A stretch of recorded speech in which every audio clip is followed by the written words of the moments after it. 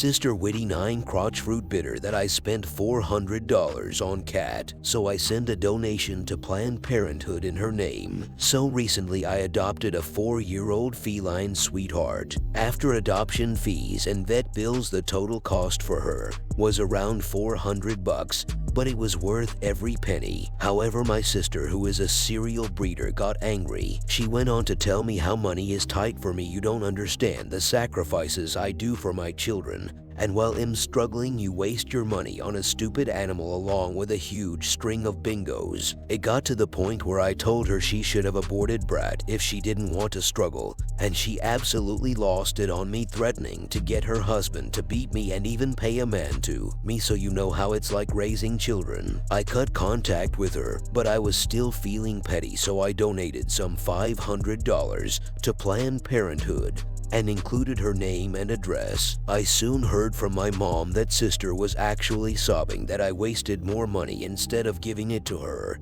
and that millions of babies will be with that money, and knows how much I hate kids. Petty, absolutely. Do I give no Fs? None at all. Edit Kitty Talks. Edit 2 Holy crap, this blew up. Sorry I can't reply to everyone lol, but thanks for the gold and platinum.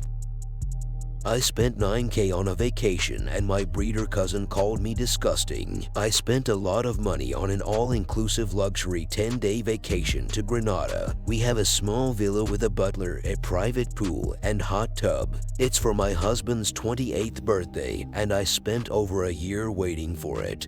And we leave in 2 weeks. Anyway, my breeder cousin, 26, female like me, with 2 kids by her loser high school boyfriend, called me absolutely disgusting spending that much on a trip, and you've changed since the book and movie deals. You're not the girl I used to know. Mind you, I only told her this because she asked me to watch her kids, and I told her I'd be out of town. She asked where and I told her, then she asked how much that would cost and freaked when I told her. She said she could feed her kids for months with that kind of money. I told her I understand that, but I made the decision not to have kids and to save my money wisely on a daily basis so I can afford to take extremely nice vacations twice a year. I'm so tired of no one in my family being happy for me, ever, even though I don't brag. They all have more kids than they can afford and little to no disposable income as a result, even the high-earning ones. So please, child-free, let me brag for just once. I bought myself a 4-bedroom new construction home with no help from anyone, and I'm going to Jamaica in Jan for 2 weeks, and I'm dropping $14K on that. So I guess I'm going straight to hell. No one is happy for you when you're 26, high-earning,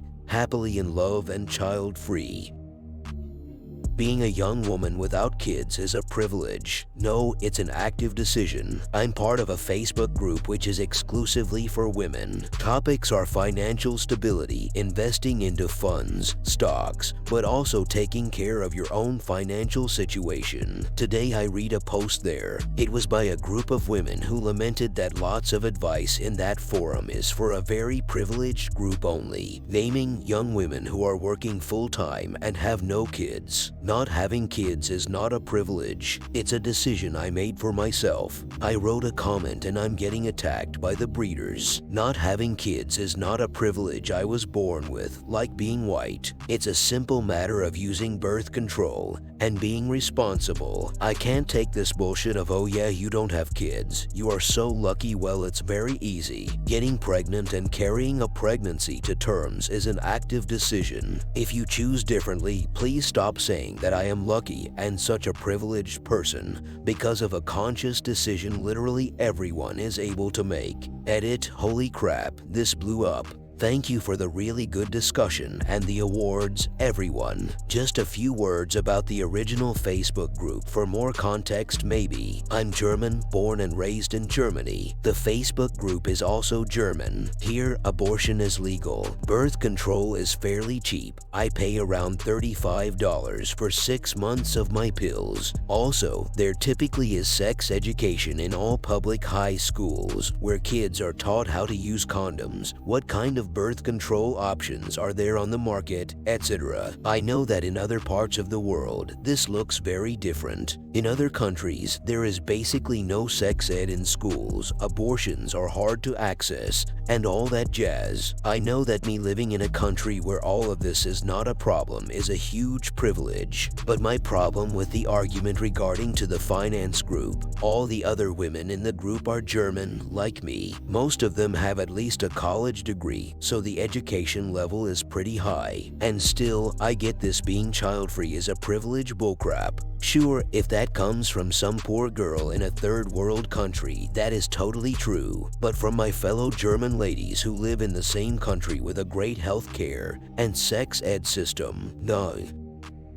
Got annoyed about a group of men I don't know bingoing me, so I gave them something to be uncomfortable about. Bumped into a friend in a bar and he took me over to his table to introduce me to his friends, family, all men, some much older. I sat with them for a drink to be polite. One of them, from nowhere, asks me if I have kids. No, I say, I'm 37. He looks shocked and asks again, as if I misheard the conversation. No, I say again. That's a shame, he says. Not for me it isn't. I say, I don't want children. Oh, you'll change your mind. They all start to chime in. It's different when it's your own, but I don't want my own. I repeat again sternly. Keep in mind I don't know these people, and I am the only woman at a table surrounded by men. What would happen if you got pregnant? One guy says it would be different then. Like, seriously guys, how effing invasive is this? So without missing a beat, I say, oh, I've been pregnant. Didn't change anything. Got rid of it. Then went into graphic detail about the abortion process. Some of them were eating, for what it's worth. They got incredibly uncomfortable, but I carried on. They shut the F up and changed the conversation straight after that.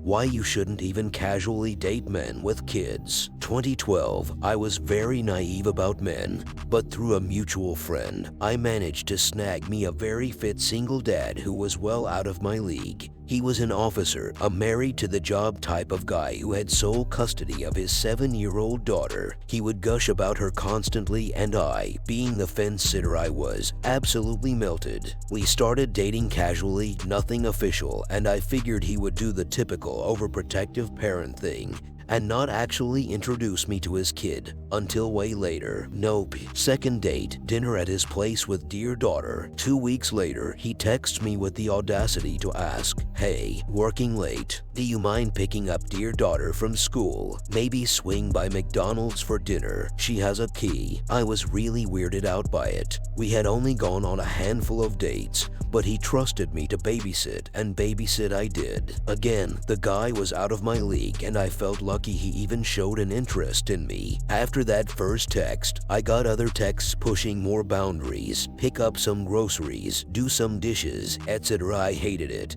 but was hoping it was just a temporary hitch in the relationship and not a preview of things to come. Everything came to a head when I was babysitting at his house and I got a text at 7:50 p.m. Hey, I'm not gonna be done with work until late. Could you give dear daughter a bath and put her to bed for me, please? Kissy face, I was floored. Here I was, across town, alone in another man's house taking care of a child I barely knew. My fault for assuming a cop would have better protective instincts. I stood in the kitchen dumbfounded and cried. I hated how I felt. Used and unspecial, trapped and overburdened. I think that night was the point in my motherhood journey when I realized I didn't actually want to be a mother. He came home at 2 a.m. Maybe he was cheating, maybe he was hanging out with his bros, maybe he really was just working, but it didn't matter. I ended our little fling the next day. He took it harder than I thought, claiming that he was really starting to fall for me. And what about dear daughter? She's really bonded with you. I almost fell for it, but then realized the only reason he liked me so much was because I was such a pushover who wouldn't love to have an on-call free babysitter you could occasionally sleep with. Our entire interlude lasted 1 month. 1 month is all it took for this guy to promote me to stepmom status. So, no pun intended, bullet dodged. Morale of the story, don't even casually date single dads. They will hop on any chance to unload their kid on you. Also, recognize when someone is taking advantage advantage of you instead of rationalizing or excusing it away. Thanks for watching. I would love to hear your thoughts on all of the OP's posts. Leave your comments below. Don't forget to like and subscribe for more videos.